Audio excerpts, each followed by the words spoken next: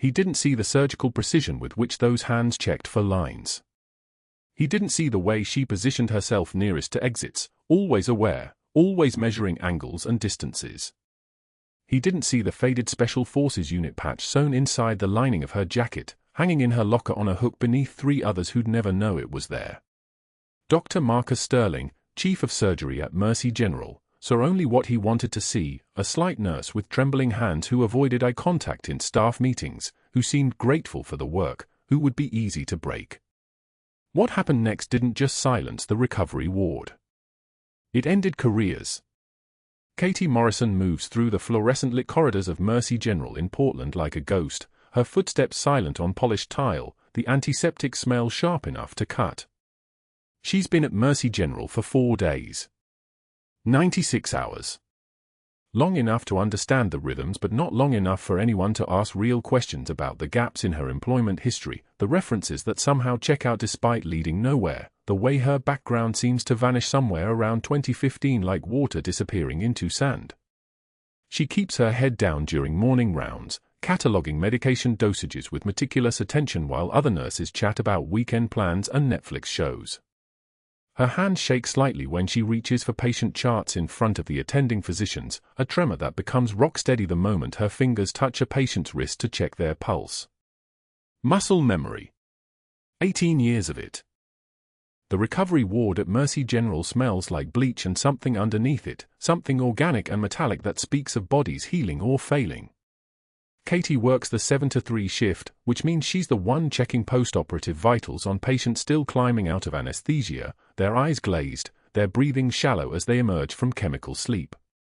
Bed 2 is a 63-year-old man recovering from a rotator cuff repair. His fall line is running at the correct rate, 100 milliliters per hour, but Katie notices the bag is positioned at an angle that will create back pressure in 45 minutes. She adjusts it silently, marking the time in her mental log. Bed 4 is a woman post-hysterectomy, blood pressure holding steady at 118/76, which is good but not optimal given her baseline was typically 110/68. Katie increases the 4 drip by 5 milliliters per hour and makes a note in the chart. Not a question. Not a suggestion to the attending. Just a correction, made with the quiet authority of someone who understands that small changes in fluid management save lives. She's performed pericardiocentesis in a burning forward operating base with nothing but a needle and steady hands while rounds of small arms fire chewed through the metal walls around her. She can certainly manage post-operative fluid balance. Dr. Sterling first notices her on the morning of her 3rd day. He's doing rounds with his surgical team, residents and interns orbiting him like planets around a dying sun, and he watches as Katie explains to a patient the difference between morphine-based pain management and epidural anesthesia using language so clear, so precise, that the patient nods with complete understanding. The patient, a 71-year-old former construction worker, looks at Katie like she just saved his life. Sterling's jaw tightens. He's used to being the smartest person in the room, the one with the credentials, the one who makes the decisions. He's not used to a recovery ward nurse speaking with that kind of authority. That kind of confidence. He's definitely not used to patients listening to a nurse instead of waiting for him to validate her words. What Dr. Sterling doesn't know is that Katie Morrison's real name has been officially erased from government records. What he doesn't understand is that the trembling hands he sees in the staff break room are a conscious choice, a mask worn deliberately to keep her invisible.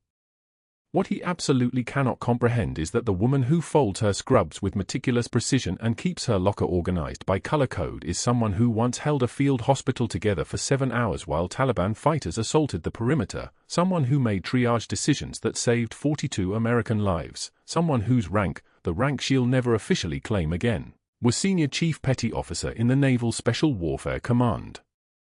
But Sterling doesn't ask questions. He doesn't notice. He sees only a threat to his careful empire of padding insurance claims and accepting kickbacks from medical suppliers for unnecessary procedures. By the end of her first week, Katie has reorganized the medication cart twice. The first time, she notices that the antibiotics are shelved alphabetically but the pain management drugs are ordered by strength, which creates inefficiency during emergencies when precious seconds matter if you need rapid access. She reorganizes them by frequency of use, which is the standard protocol at any level 1 trauma center, which is the kind of thing someone learns by doing it under pressure when lives depend on it. Sterling sees the reorganization and feels a spike of irritation he can't quite articulate.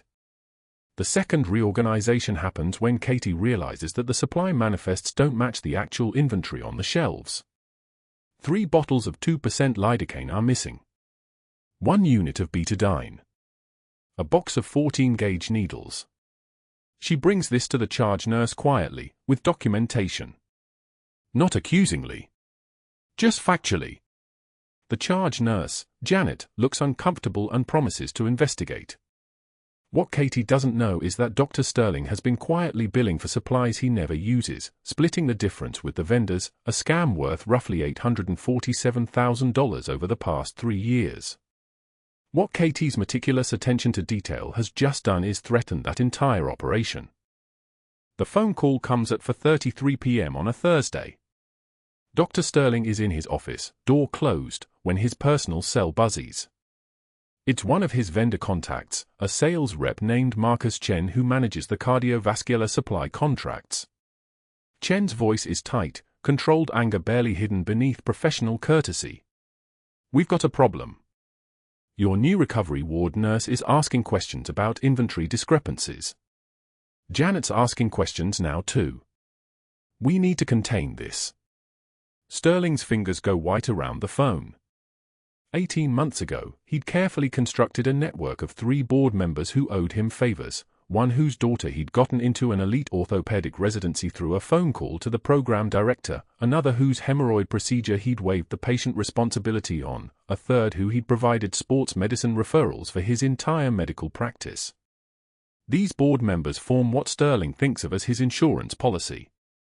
If problems arise, they smooth them over. If someone needs to be removed quietly, they know how to do it. "I'll handle it," Sterling says into the phone. "She'll be gone by Monday." He hangs up and sits in the leather chair behind his mahogany desk, the office designed to communicate power and permanence. Floor-to-ceiling windows overlook the Portland skyline, and Sterling can see the Willamette River catching the late afternoon light. He pulls up Katie's personnel file on his computer. The resume is solid but somehow strange. She worked at 3 different hospitals between 2015 and 2020, each tenure brief, each resignation listed as voluntary. Before 2015, nothing. Literally nothing. No employment history, no social media presence, no public record at all. It's as if she didn't exist before a certain date. Sterling finds this oddly fascinating and deeply threatening. He doesn't know about the classified operation in Sangin. He doesn't know about the direct action mission that left bodies behind and medals in locked boxes. He doesn't know that Katie Morrison's entire previous life was officially erased by military intelligence as part of a protective agreement that came with her discharge. He knows only that she's competent in ways that are dangerous to his operation, and competence is something Sterling knows how to neutralize. He schedules a meeting with her for Monday morning. 7 a.m. Before the regular rounds begin. Before witnesses might be present. He crafts his approach carefully, the way a chess player thinks 3 moves ahead. He'll start by questioning her reorganization of the medication cart, framing it as reckless change without proper authorization.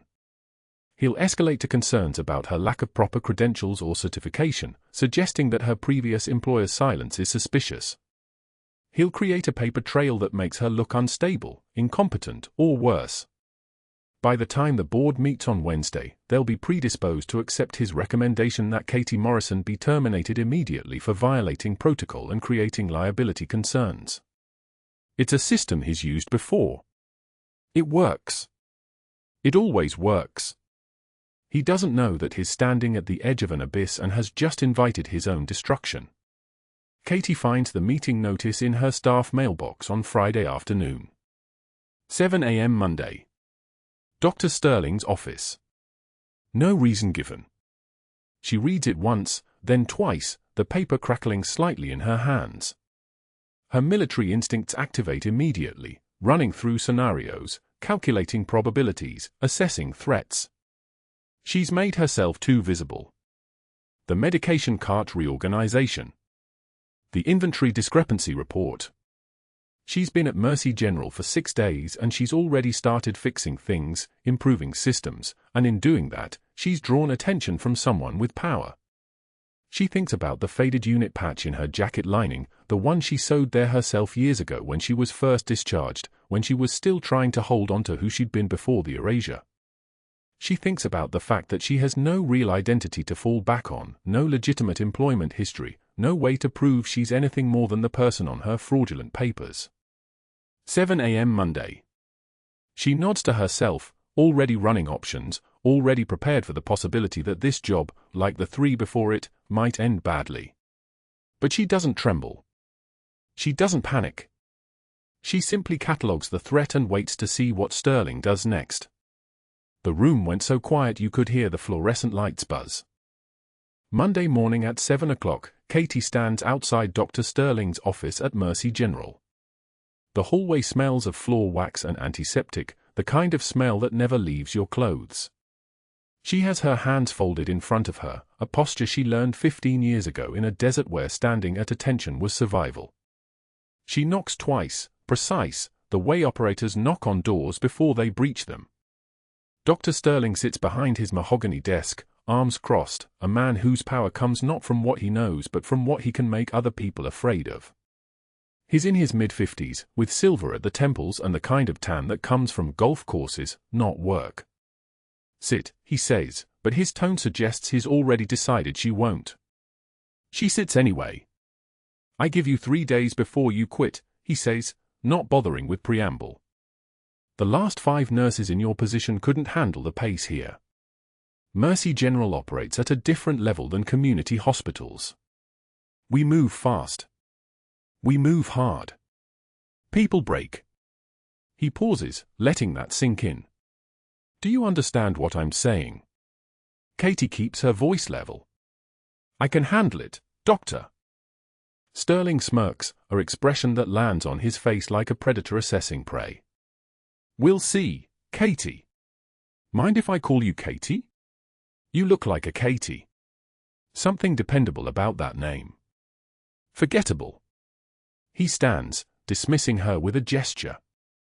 Welcome to the real world. She leaves his office and realizes she's been holding her breath. The next morning, Tuesday, Katie is in the hospital cafeteria at 6:56 a.m. The room is nearly empty, just 2 orderlies at a corner table and a nurse from night shift grabbing coffee before heading home. Katie balances her tray, black coffee, oatmeal, and orange juice, moving toward a quiet table near the window. Her hands are steady. Her footsteps are quiet. She has learned to take up as little space as possible in the world. That's when Dr. Sterling's intern appears, backing out of the food line without looking. His name is Marks, a surgical resident with a kind of confidence that comes from never having his confidence questioned. He's talking over his shoulder to another resident, completely unaware. His shoulder blade connects with Katie's tray at 45 miles per hour. The crash is loud. Coffee explodes across her scrubs, hot and sudden. Oatmeal splatters across the tile floor in a spreading pattern. The orange juice rolls under a table. The entire cafeteria stops. Conversations die. All 17 people in the room turn to watch. Mark spins around, his face already moving toward apology. Oh my God, I'm so. It's fine, Dr. Sterling's voice cuts across the room like a knife through silk. He's standing 20 feet away, positioned exactly as if he'd been waiting for this moment, which he had. He's been watching. Sweetheart, you might want to watch where you're standing. This is a hospital, not a daycare. The room erupts. Quiet laughter from the orderlies. A nurse at the far table actually covers her mouth. Katie can feel their eyes on her skin like pressure changes. She takes one measured breath. Just one. She forces her jaw to relax. Then a single tear escapes, not from shame, but from the sheer weight of restraint, the kind of tears that come from holding everything together when everything wants to break apart. She wipes it away without breaking eye contact with Sterling. I was stationary, doctor, she says, and her voice comes out even, controlled, like someone speaking from underwater.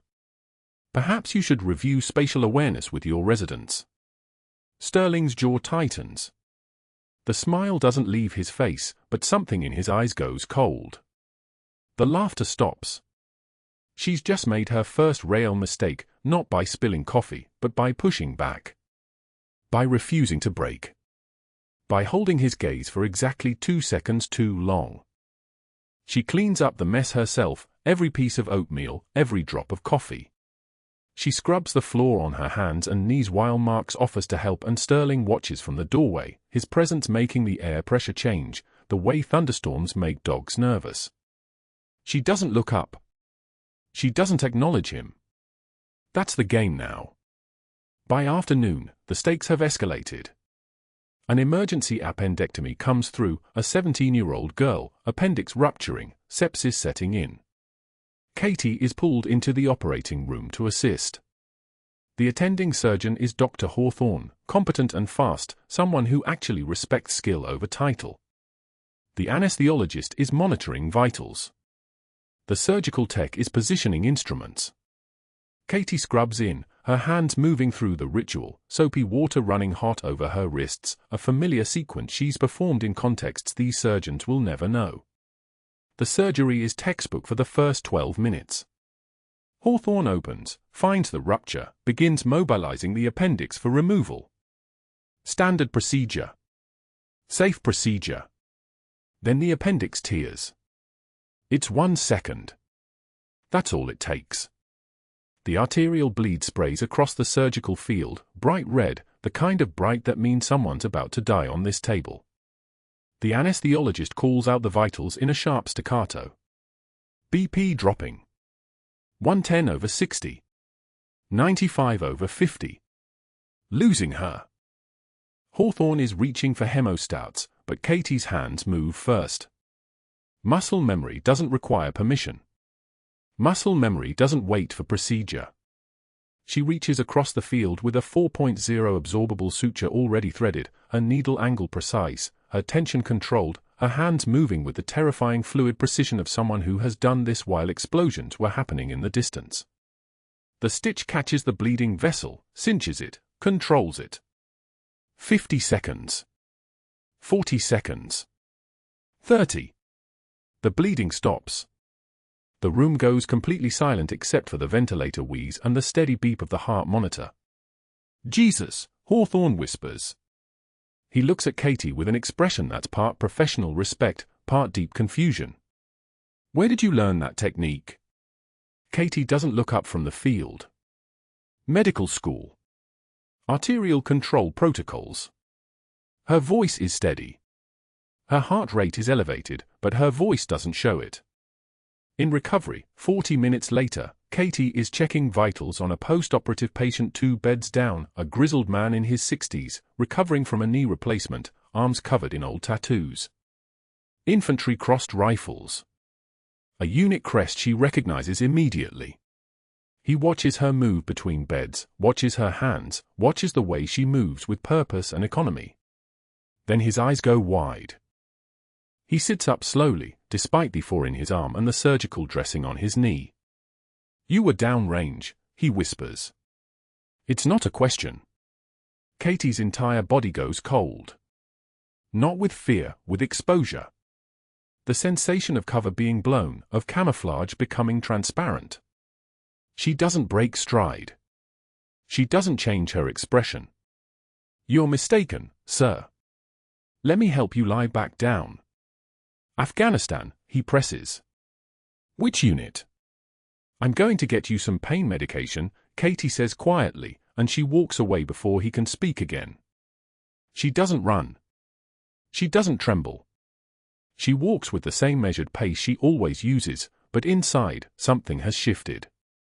The invisible walls around her identity just developed a crack. That evening, Dr. Sterling calls her into his office again. The light is different now, golden hour coming through the windows, casting everything in amber. His expression is thoughtful in a way that's far more dangerous than his smirk. That suturing technique today, he says, leaning back in his chair. The arterial control. Where did you learn it? Katie sits without being told to. Her hands are in her lap. Medical school. Standard protocols. No, Sterling says slowly, his voice like a tank idling in a garage, all contained power. No, that wasn't standard. I've been a surgeon for 23 years. I've trained at Johns Hopkins. I've watched residents and attending physicians work. That technique was military. Field medical. Combat medicine. He leans forward. I pulled your application. Your references check out. Community college nursing program in Sacramento. 2 years at a clinic in Spokane. Everything matches. But there are gaps, Katie. Tiny gaps. The kind of gaps that happen when someone is trying to disappear. Katie says nothing. Silence is a tool. Sterling stands and walks to his window, looking out at Portland spreading out beneath them like a city that has no idea what's happening in its hospital. Who are you really? I'm a recovery nurse, Katie says quietly. Nothing more. We'll see, Sterling says, and there's something almost gentle in it, the way a hunter sounds gentle before the trap closes. I think we'll see very soon. The next morning, the air in Mercy General changes. It's subtle. It's professional. It's lethal. Katie notices it immediately, the way conversations stop when she enters supply rooms, the way the head nurse, Patricia, asks to see her certifications for the updated files. The way Dr. Hawthorne stops making eye contact. The way a memo goes out requesting verification of all credentials for staff hired in the last 30 days. Sterling has made his calls.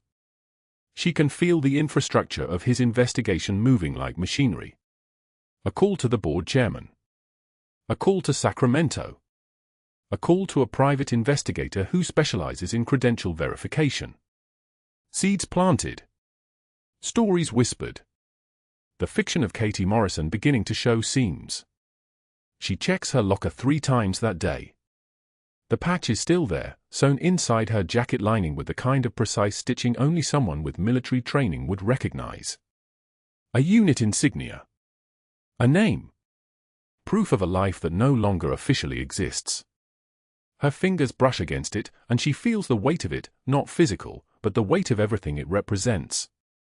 12 years. 3 tours. A silver star folded in a safe deposit box she hasn't opened in 4 years. The machinery is turning now, and Katie Morrison, who became a ghost to survive, can feel the walls closing in from all directions. Tuesday afternoon at 2:51 p.m., the recovery ward hummed with the ordinary rhythm of post-surgical care. Vital signs being checked. For lines running clear. A patient 2 beds down was starting to wake, the anesthesia wearing off in waves.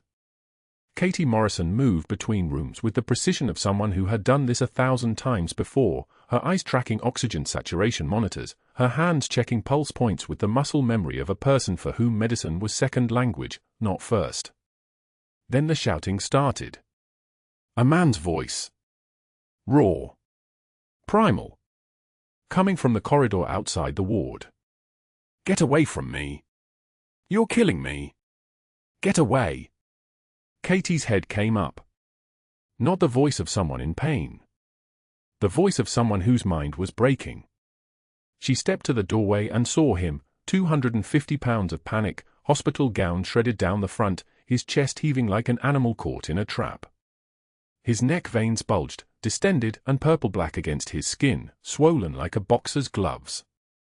His eyes were unfocused, darting in every direction at once. And in his right hand, he gripped an 4-stand he had ripped from the wall, its metal base still dripping with sterile solution. He swung it. The crash came like thunder. The 4-stand connected with a doorframe and metal screamed. A nurse near the supply station yelped and stumbled backward, her hip hitting a cart. Her body went down hard, her arm up to protect her face. Another nurse was already moving toward the back exit, fast. Dr. Sterling appeared from the opposite end of the corridor, took one look at the scene, and pivoted, moving away from the man with the deliberate speed of someone who had decided this was not his problem. Security! Lockdown, someone shouted. The recovery ward fractured. A resident was pushing a patient's bed toward the far wall, disconnecting the monitor as he moved. 2 technicians bolted for the medication room and slammed the door. A patient who was conscious enough to understand something was wrong started screaming. The man with the stand swung again, a wild arc that connected with a crash cart.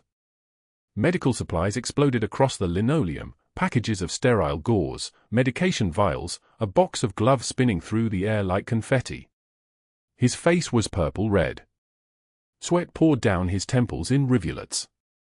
His breathing was rapid, shallow, the breathing of someone drowning on land. Katie's entire body went quiet. She recognized the signs. The medication reaction was obvious: dilated pupils, skin flushed, the violent delirium of a patient whose neurotransmitters had been hijacked by something in his full line. But the distended neck veins. That was the tell. That was the thing that changed everything. Fluid compressing his heart. Cardiac tamponade. His own pericardium was filling with blood, cutting off circulation, starving his brain of oxygen, turning him into something primal and terrified. Not angry. Dying. Everyone was running. Katie walked toward him. Her hands were completely steady. Her breath was controlled. She didn't speed up. She didn't slow down. She moved with the calm of someone who had done this before, in places where running would get you killed, where the only way out was straight through. The muscle memory was so deep it didn't require thought anymore, it just moved her body forward while her mind catalogued what she was looking at. Blood pressure in free fall. Peripheral shutdown from cardiac compromise. Neuro changes from hypoxia. Minutes. She had minutes to get his chest open and drain the fluid crushing his heart, or he would code in front of her. The man saw her. He raised the stand. The metal glinted under the harsh fluorescent lights, sweat dripping from his forehead onto his chest. His mouth opened and sound came out, a roar that was half animal, half human, the sound of a body in absolute crisis. Katie didn't stop walking. "Hey," she said. Her voice was quiet. Flat.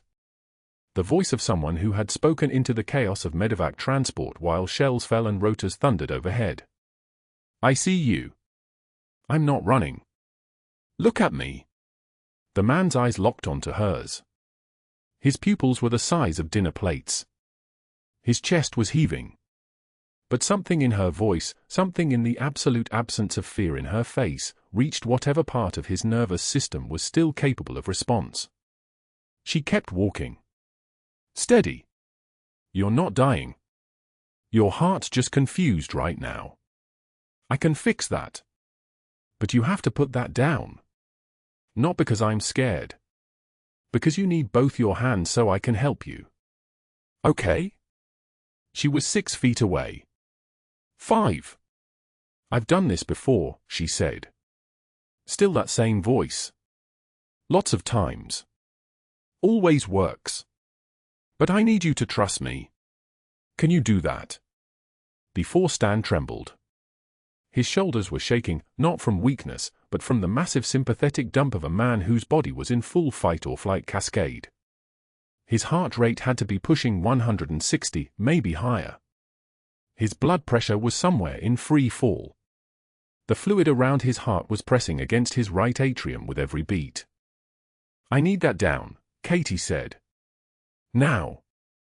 The tone changed. Not a request. Not pleading. Command. The voice of someone used to being obeyed by people who understood the difference between following orders and dying. The man's arm went slack. The stand clattered to the floor, metal clanging against linoleum like a bell in an empty church. Katie was beside him in 2 steps. She guided him down to a sitting position, her hand steady on his shoulder. His skin was burning hot, soaked through with sweat. 90 seconds, she said. "That's all I need. Just keep looking at me." His breathing was rapid, panicked. She took his hand, his calloused hand, a worker's hand, and placed it flat against her own chest. His fingers trembled. "Feel that? That's normal. That's sinus rhythm. Your heart wants to do that too. We're just going to help it remember how. The man's eyes were still wide, but something in them was changing. He was still terrified, but the violence was draining out of him, replaced by the kind of fear that comes from your own body betraying you. From understanding, on some visceral level, that you're dying and you need someone else to save you. Katie was already moving. She didn't remove her hand from his shoulder, but her mind was already 3 steps ahead. She looked up at the corridor where the other nurses had scattered. One face appeared around the corner of the supply room, eyes wide, watching. Katie's voice snapped like a whip. I need a 14-gauge angiocath needle. Sterile field. And tell someone to call for the crash cart, but keep it in the corridor until I clear it. Move. The nurse disappeared. The medication reaction had stopped his mind from working, but his body was still running away from death.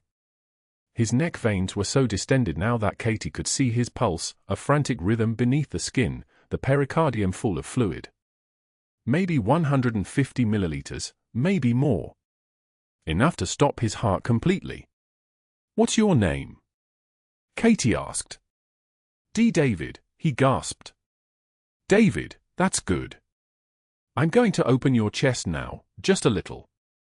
You'll feel pressure, not pain. Pain is what I'm trying to stop. Okay? She was already prepping the space. Second intercostal space, mid-clavicular line.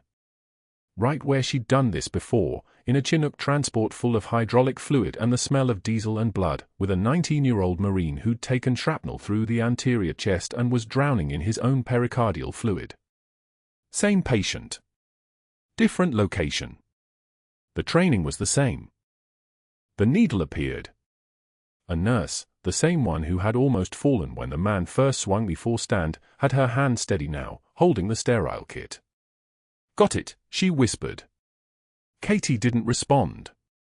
She was already in the space between heartbeats, the place where everything slowed down and her hands moved on their own. She positioned the needle. Found the angle. Applied steady pressure and a slight twist. There. The hiss of air escaping. Pressure releasing. A thin stream of serosanguineous fluid draining into a catch basin. The man's eyes went wide. That's it, Katie said. That's what was killing you. Just keep breathing. O2 saturation had been dropping.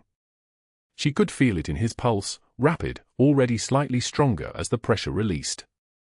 His color was still bad, still flushed, but his breathing was easing. Not normal yet. Not close. But not the desperate gasping of a man being asphyxiated by his own chest. 90 seconds. She had said 90 seconds and she had meant it. The last of the fluid drained. She withdrew the needle with the same smooth motion she'd used 1,000 times before. The catch basin held what had been killing him, maybe 200 milliliters of blood, no more than that, but enough to stop a heart when it's compressed against the pericardium. The man was gasping now, but his breathing was deeper. His pulse under her fingers was still rapid, still elevated, but it had lost the frantic quality of a man whose body was shutting down. He looked at her and his eyes were still wide, still terrified, but there was understanding in them now. Did I? He started. You're okay, Katie said. You had a reaction. Your heart's got fluid around it sometimes when that happens.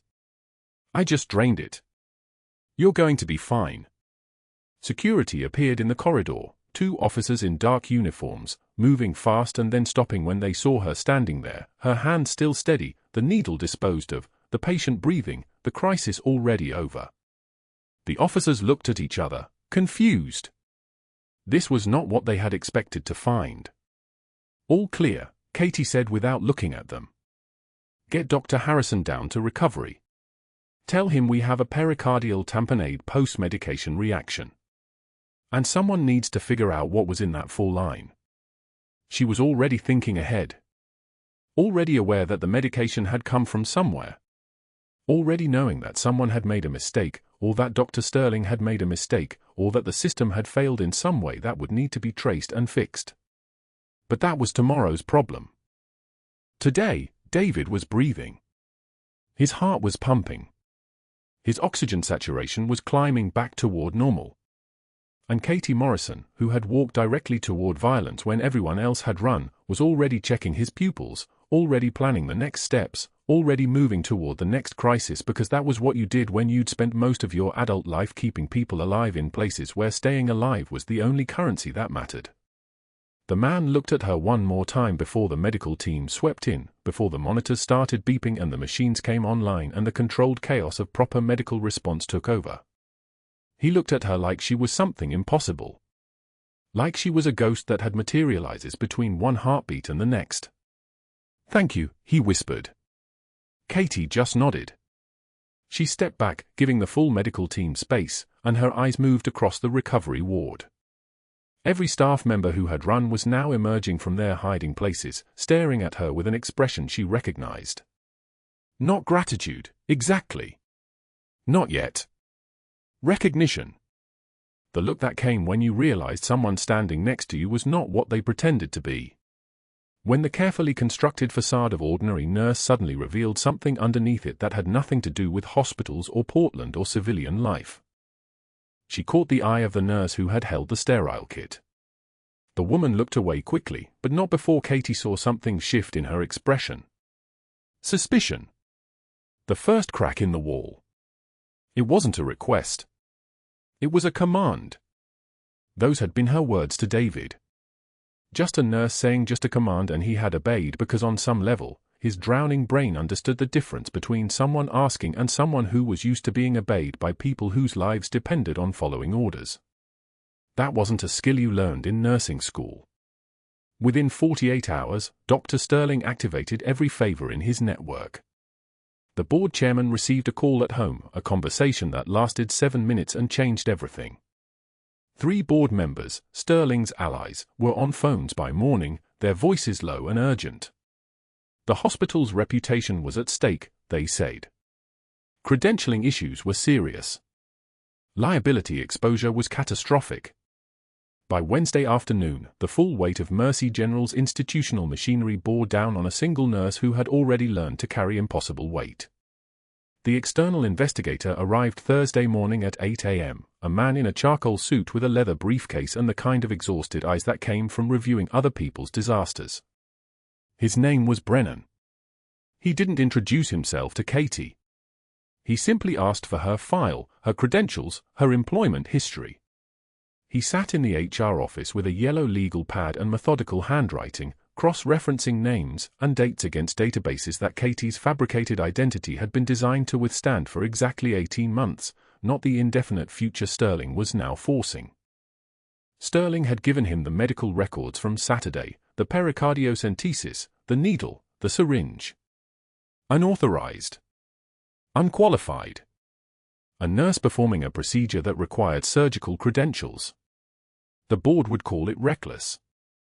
Dangerous. Evidence of credential fraud. Sterling filed the formal complaint on Thursday at 2 p.m., his signature elegant and precise, his language clinical and devastating. Unauthorized medical procedures. Falsification of credentials. Potential endangerment of patients. The complaint was copied to hospital administration, risk management, and the state licensing board. By Friday morning, Katie Morrison no longer existed in Mercy General's system. The suspension notice arrived in a sealed envelope, delivered by the head nurse with an apology in her eyes and trembling hands. Katie read it once, didn't ask questions, and walked to her locker in the basement. She packed her scrub slowly. Someone had already removed her name from the staff schedule. It would take 6 hours for her to actually disappear from the system, but everyone knew she was already gone. The faded unit patch remained inside her jacket lining where it had lived for 6 years, stitched there with thread the color of smoke. She didn't touch it. She simply closed the locker door and walked out into a Portland afternoon that smelled like rain coming. 3 days later, Monday morning, she sat in the waiting room of the Portland VA hospital as a patient herself. Not a provider? Not the person holding the instruments or calling the shots. Just a woman in the hard plastic chair, her military ID in her pocket, the real one, the one that couldn't be used, the one that officially didn't exist anymore. Around her sat the ghosts of her other life. A man missing his right arm, staring at nothing. 2 women in wheelchairs, one with a prosthetic leg that caught the fluorescent light. A teenager, couldn't have been more than 19, with his mother beside him and the 1,000-yard stare that came from seeing things no 19-year-old should see. Katie had treated men like him. Had held pressure on wounds while they screamed. Had told them they'd survive. Had written letters home that some of them never received because the next transport came in and the next emergency override everything else. She hadn't slept in 70 hours. The tremor in her hands was visible now, a micro-oscillation that made her look fragile instead of strong, breakable instead of trained. Her hands had held lives together. Had performed emergency procedures under fire. Had sutured wounds while helicopters circled overhead and Taliban gunfire echoed off canyon walls. Now those same hands couldn't hold a coffee cup steady. A nurse called a name. Not hers. The VA waiting room moved like a slow machine, grinding forward. Katie closed her eyes and felt the weight of invisibility pressing down, not from choice this time but from necessity. She was erased. Not by accident. By design. Her records had been buried so deep that no civilian database would find them, no investigator would reach them, no paper trail would lead back to who she actually was. Except Sterling had forced the first crack. The investigators' questions. The fabricated reference calls. The cross-checking.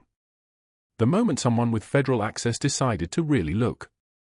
The sound came at 2 p.m., not in the waiting room, but through the television mounted in the corner showing a news feed. Helicopter rotors. Deep and rhythmic. The anchor interrupted mid-sentence. Black Hawks descending on Mercy General Hospital. Navy operators. No explanation. No warning. Katie's eyes snapped open. She stood without deciding to stand.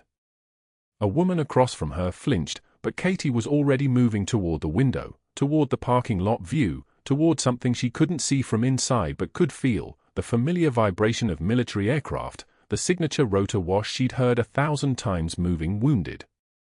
The television cut a live feed from Mercy General. 2 helicopters, their Navy markings unmistakable, their rotors still turning. The commentator was calling it unprecedented. Was calling it a security operation. Was speculating frantically about what could warrant military aviation in the middle of Portland, Oregon, at a civilian hospital on a Monday afternoon. Katie's hands had stopped shaking. They were steady now, completely steady, the kind of steady that came from muscle memory recognizing a familiar situation. The kind of steady that came when training overrode everything else. She didn't wait for the VA nurse to call her name. She didn't check out.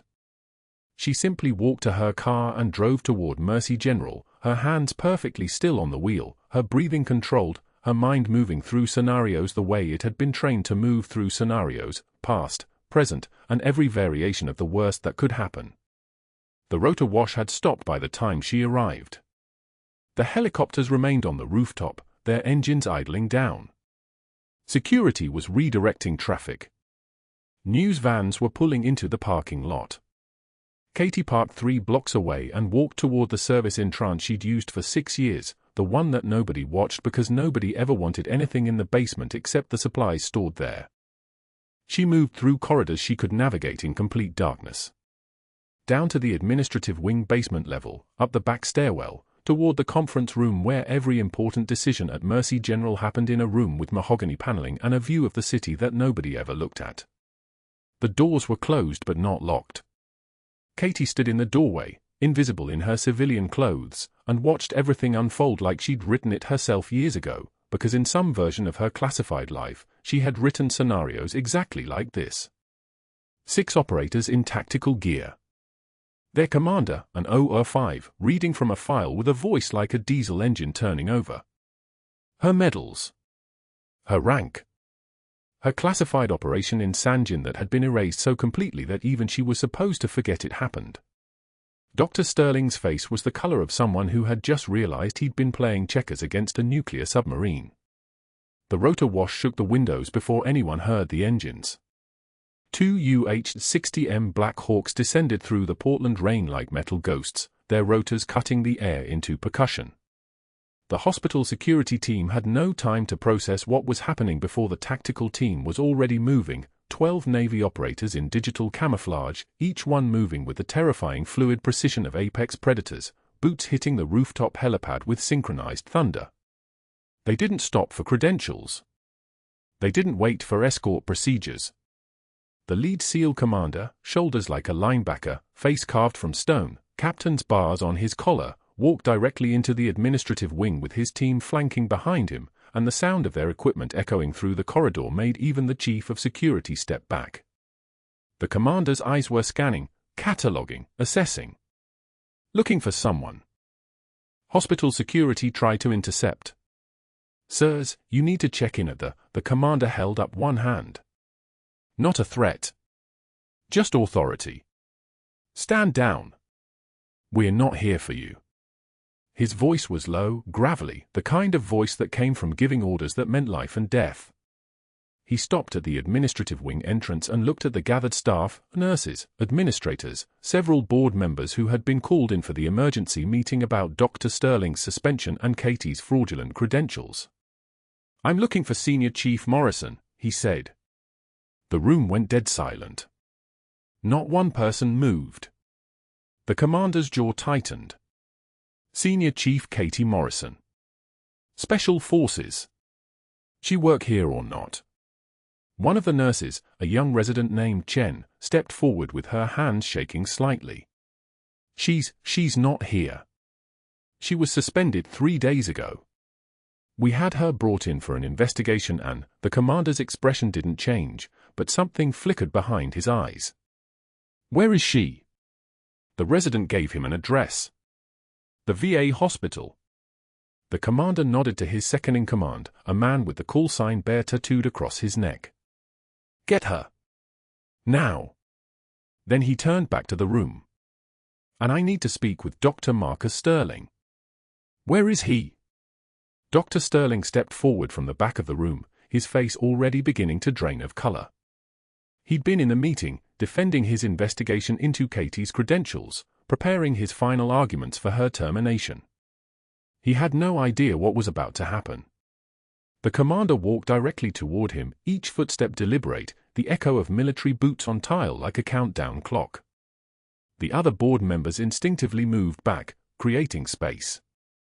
They'd already begun to sense that something had shifted, that the entire structure they'd built to protect Dr. Sterling had just become irrelevant.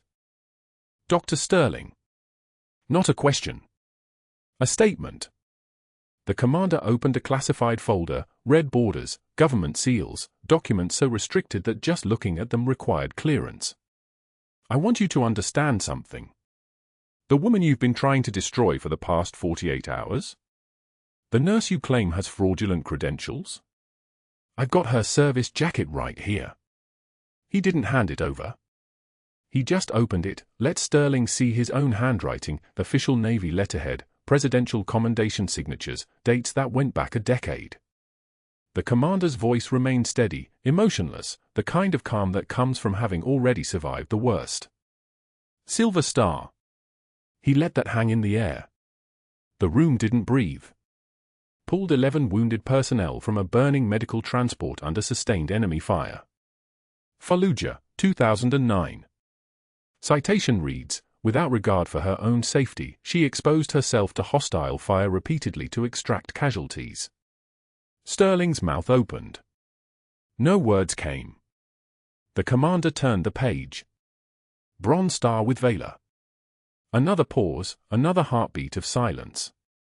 Held a forward operating base medical station against Taliban assault for 7 consecutive hours. Sangin Valley, 2011. She treated 83 wounded with less than 2 pints of whole blood remaining. Citation reads, "Her composure under fire prevented critical personnel loss and maintained operational capability." The folder moved again. This was the one that made Dr. Sterling's knees actually buckle. The commander's voice dropped even lower. Navy Cross. Classified Direct Action Mission, Sangin Province, 2013. Authorization from the Joint Special Operations Command. Details remain redacted, but the summary clearance reads, her actions during Operation Nighthawk resulted in the successful extraction and medical stabilization of 42 American military personnel who would have died without her immediate intervention. The room had gone beyond silent. It had become a place where sound itself seemed to have been suspended. The board members were staring at Dr. Sterling. The nurses were staring at the open folder. The commander was staring at Dr. Sterling's face, watching him understand, in real time, that every decision he'd made in the past week had been a catastrophic error in judgment. And then the FBI investigator, the man Dr. Sterling had hired just 72 hours ago to verify Katie's credentials, stepped forward from the side of the room. Slowly. He reached into his jacket pocket and produced federal credentials. His voice, when he spoke, was flat and professional. Special Agent Harold Morse, Federal Bureau of Investigation. Dr. Sterling, I need you to understand something. I'm not here because you hired me to investigate a nurse with fraudulent credentials. I'm here because your attempt to fabricate evidence of those fraudulent credentials triggered a federal investigation into your financial records. The handcuffs were already in his other hand. We've identified 17 separate instances of inflated insurance billing. Kickbacks from 4 different medical suppliers totaling $873,000 over the past 36 months. Fraudulent authorization of procedures that were never performed. Falsification of patient records. And most significantly, your attempt to manufacture false documents to destroy the credibility of a federal asset, which is a crime I didn't even know had this many felony charges attached to it. The click of the cuffs around Dr. Sterling's wrist sounded like a period at the end of a sentence. Like finality. Like the end of something that had felt, just moments ago, absolutely permanent. The hospital staff watched as Special Agent Morse led Dr. Sterling through the administrative wing, down the corridor, toward the elevator. The surgeon didn't resist. He didn't fight. He just walked, his hands cuffed in front of him, his face the color of someone who had just understood that every network he'd built, every favor he'd called in, every connection that had made him feel untouchable, had been completely irrelevant. The walk through the hospital lobby took exactly 97 seconds. Katie's former colleagues saw him pass. The nurses he'd humiliated. The residents he'd intimidated. The surgical technicians he'd screamed at. They watched him move through the space like a ghost, and nobody looked away. Nobody offered sympathy. Nobody did anything except witness. The local news had already received a tip, courtesy of someone inside the hospital, and a news crew was waiting at the entrance. Dr. Sterling's perp walk, his hands cuffed, his face visible on the 6 o'clock news, became the lead story by evening. Mercy General Chief of Surgery arrested in massive insurance fraud scheme, decorated Navy SEAL vindicated after wrongful suspension. The caption scrolled beneath the footage, and by the time it aired, Katie had already been found at the VA hospital, sitting in the waiting room with her head in her hands, and brought back into a world that suddenly, impossibly, wanted to acknowledge who she actually was. 2 years passed like a held breath released slowly. Katie stood on the flight deck of the USS Carl Vinson, the Pacific spread out behind her like an ocean of possibility. She was wearing dress blues, the deep navy sharp enough to cut, the uniform crisp with the precision of someone who understood that how you presented yourself was a form of language. The ceremony had been small, intimate, just her unit and a handful of senior officers. The promotion that should have been pinned to her collar a decade ago was finally, officially, happening. Lieutenant Commander. The rank felt like a word she'd been carrying in her chest for years, and now it was finally being spoken aloud. During the reception, she reached into her jacket and felt the texture of it, the faded Special Forces unit patch, the one that had been sewn inside her jacket lining for 6 years, hidden, waiting. It was being returned to its proper place on her shoulder now. Visible. Real. Not a secret anymore. The young sailors who approached her did so with a kind of reverence that took her a moment to understand. They'd read the declassified reports. They'd heard the stories. They knew she was about to become their instructor at the Special Warfare Medical Training Center in San Diego, teaching the next generation of combat medics everything she'd learned in theaters they could barely comprehend. One sailor, probably 23, with the kind of nervous energy that comes from meeting someone you've read about, asked her the question she'd been expecting. "Is it true you walked toward a guy swinging and for stand while everyone else ran?" Katie smiled. "Just slightly. I walked toward the patient who needed help." The forestand was incidental. The sailor blinked. "But weren't you scared?" Katie thought about that for a moment. She thought about the waiting room at the VA hospital, about sitting surrounded by veterans she'd trained in places that no longer had names on maps. She thought about Dr. Sterling's face in that moment before the handcuffs. She thought about the sound of helicopter rotors cutting through Portland rain.